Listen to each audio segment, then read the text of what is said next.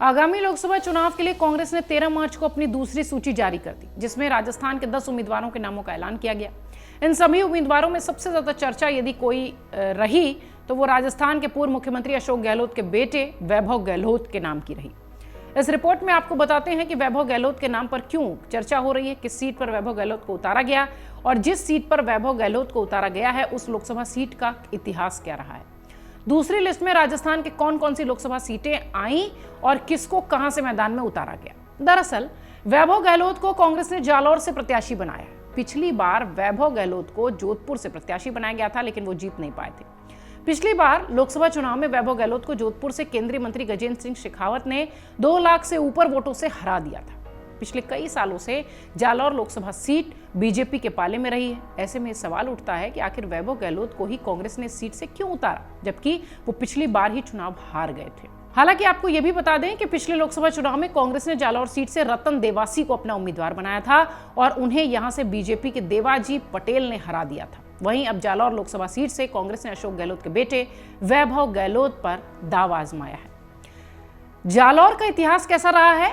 राजनीतिक इतिहास के लिहाज से देखें तो जालौर में अब तक हुए लोकसभा चुनाव में कांग्रेस सर्वाधिक 9 बार जीती है। बीजेपी 4 और जनता पार्टी और स्वतंत्र पार्टी और निर्दलीय एक बार चुनाव जीते। साल 2052 में भवानी सिंह निर्दलीय जीते थे, 57 में कांग्रेस, 62 में फिर कांग्रेस, 67 में फिर कांग्रेस और 77 में जनता पार्टी की यहां पर जीत होती दिखाई पड़ी थी। उसके बाद लगातार फिर 2 टर्म में कांग्रेस जीतती रही। 1996 में परसाराम मेघवाल कांग्रेस से फिर जीत कर आए। अब 1989 यानी 1989, 2004, 2009, 2014 और 2019 के लोकसभा चुनाव में बीजेपी ने यहां पर अपना झंडा गाड़ दिया, यानी कुल 4 बार। पिछले 3 बार से जालौर सीट पर लगातार बीजेपी का ही कब्जा है। बीजेपी के देवेजी पटेल यहां से लगातार 2 बार सांसद रहे हैं। अब जरा यह समझिए कि दूसरी लिस्ट में कौन सी लोकसभा सीटें शामिल की गई। जालौर सहित दूसरे जो इलाके हैं राजस्थान के, उनमें से किन किन सीटों पर प्रत्याशियों के नाम सामने आ गए। बीजेपी छोड़कर कांग्रेस में शामिल हुए राहुल कांसवा को चूरू से लोकसभा प्रत्याशी बनाया गया है। वो बीजेपी से जब सांसद थे तो भी यहीं से थे। इसके साथ ही बीकानेर लोकसभा सीट से गोविंद राम मेघवाल को प्रत्याशी बनाया गया है। जोधपुर से करण सिंह, चित्तौड़गढ़ से उदयलाल और टोंक से सवाई माधोपुर से हरीशचंद्र मीना, उदयपुर से ताराचंद मीना और झुंझुनू से ब्रिजेंद्र ओला को टिकट दिया गया है। कांग्रेस की दूसरी लिस्ट जारी होने के बाद राजस्थान में अब लोकसभा चुनाव में हॉट सीट बनती दिखाई पड़ रही है। जालौर के बाद जोधपुर, एक और जोधपुर में बीजेपी के गजेंद्र सिंह शेखावत कांग्रेस के सामने हैं, तो दूसरी ओर बीकानेर से बीजेपी के अर्जुन राम मेघवाल सामने हैं। दोनों ही नेता मोदी कैबिनेट में मंत्री हैं। ऐसे में इन दोनों हॉट सीट्स पर अब सबकी निगाहें टिकी हैं।